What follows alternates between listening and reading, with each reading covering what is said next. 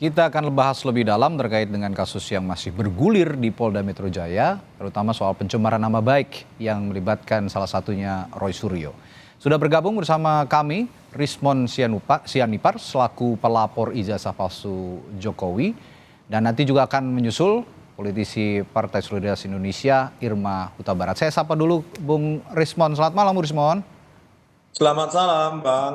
Baik, Bung Rismon, kalau melihat Bareskrim Polri menyatakan bahwa ijazah Jokowi asli, Pak Jokowi asli katanya.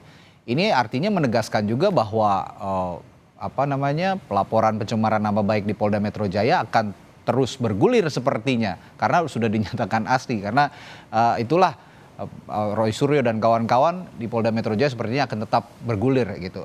Kasus pencemaran nama baiknya. Ada respon soal ini? Iya, yang dilakukan adalah uji keidentikan, menguji kesamaan atau pencocokan. Jadi bukan menguji keaslian. Jadi uji identik itu menyamakan objek A dengan objek B, prosesnya A dengan B. Jadi tidak menjawab tentang authenticity, keaslian gitu Pak. Kalau ingin menjawab keaslian, maka tidak melakukan uji keidentikan, justru masuk ke yang lebih dasar, yaitu menggunakan dating analisis, analisis penanggalan, kapan diprediksi itu tintanya apa, usia tintanya bagaimana, dan uji carbon 14 dating analisis untuk memprediksi usia kertas. Itu baru authenticity. Setelah authenticity itu dilakukan, baru dilakukan uji keidentikan. Makanya saya katakan bahwa pengumuman atas uji keidentikan yang dilakukan oleh Bareskrim atau Laboratorium Forensik Bareskrim itu tidak menjawab keaslian dari ijazah dari Pak Joko Widodo, begitu Pak Bang. Oke, artinya argumentasi yang Anda ungkapkan barusan, sederet argumentasi ini akan juga dibawa ke Polda Metro Jaya untuk menguatkan atau membantah bahwa ada tudingan pencemaran nama baik dalam kasus ini, begitu ya, Bung Rismon? Iya, Bang. Jadi kan begini, sebenarnya kita cukup kecewa ya apa yang diumumkan oleh Dirtipidum Bareskrim Polri, bahwa kalau mereka mengaku bahwa yang dilakukan adalah SCI atau Scientific Crime Investigation, maka semua metode, prosedur itu dilakukan dalam ruang-ruang ketat yang namanya sains. Maka kalau kita sains, maka dia memerlukan metode. Disebutkan nama metodenya, nama prosedurnya, perlakuan terhadap objek uji bagaimana, terus outputnya apa, variabel keluarannya. Oke.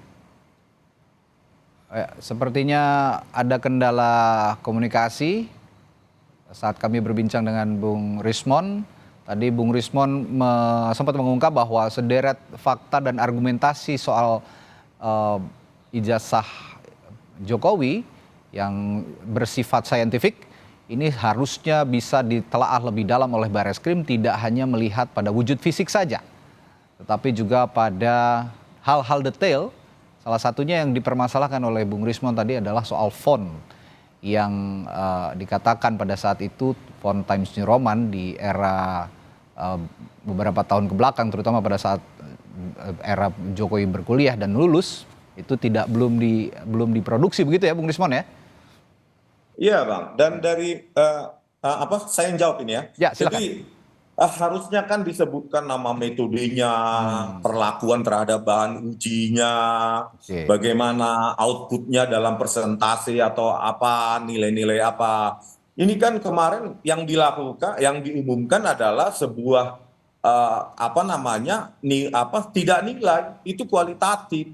Ya. Artinya Anda mau bilang ini tidak transparan begitu ya, proses forensik ini, outputnya digital bukan forensik. identik, tetapi misalnya variabelnya adalah presentasi keidentikan. Berapa persen keidentikan antara objek A dengan objek B, referensinya apa. Makanya saya bilang meskipun didapatkan itu persentase keidentikan, itu tetap juga tidak menjawab authenticity atau keaslian dari lembar pengesahan skripsi Joko Widodo dan ijazah dari Bapak Jokowi gitu Pak.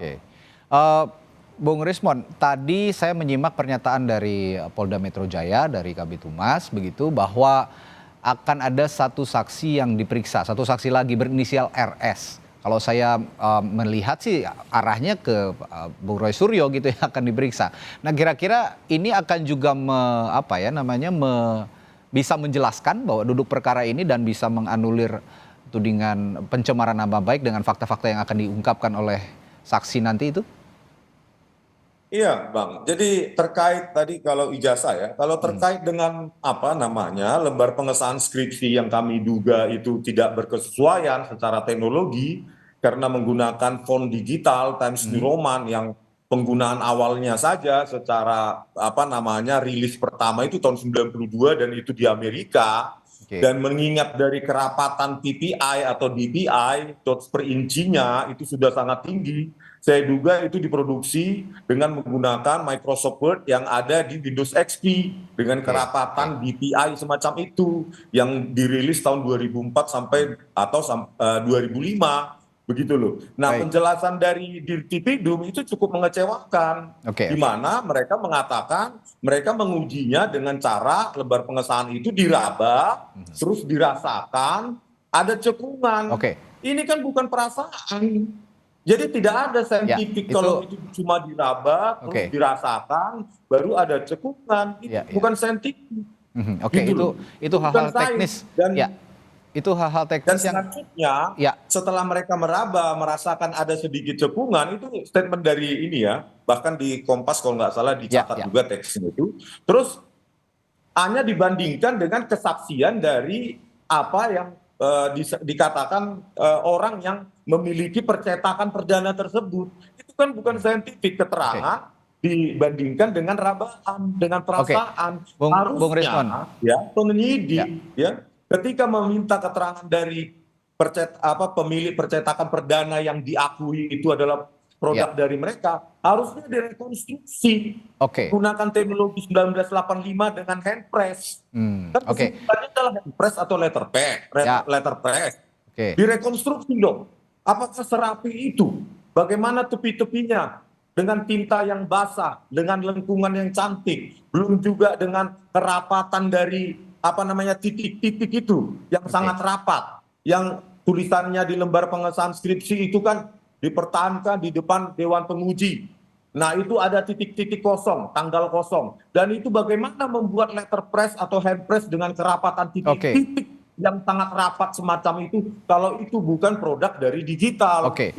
Ini saya paham Bung Rismon, ini adalah salah satu keahlian Anda juga karena Anda ahli digital forensik begitu. Saya ingin menekankan juga tadi pertanyaan saya bahwa apa yang Anda jelaskan tadi ini bisa menguatkan argumentasi di Polda Metro Jaya terkait kasus pencemaran nama baik yang dilaporkan oleh atau diajukan oleh Jokowi dan pengacaranya atau kuasa hukumnya. Nah,